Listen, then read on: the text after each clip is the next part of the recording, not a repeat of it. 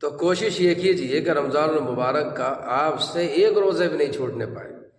کیونکہ کوئی معمولی روزے نہیں ہیں، یہ بڑے اہم روزے ہیں۔ البتہ اگر کوئی شرعی عذر ہے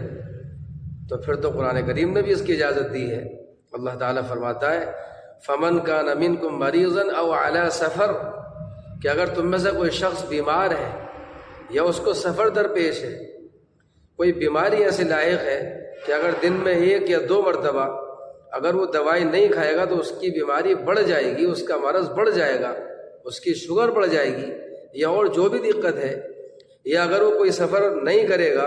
ایسا ضروری سفر ہے کہ اگر وہ نہیں کرے گا تو پھر کام نہیں چلے،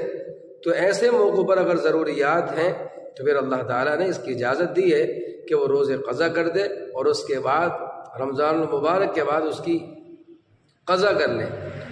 لیکن اگر شرعی عذر نہیں ہے تو پھر کوشش یہ کیجیے کہ رمضان المبارک کا روزہ ہم سے ضائع نہ ہو۔ اللہ کے نبی صلی اللہ علیہ وسلم نے ایک حدیث میں فرمایا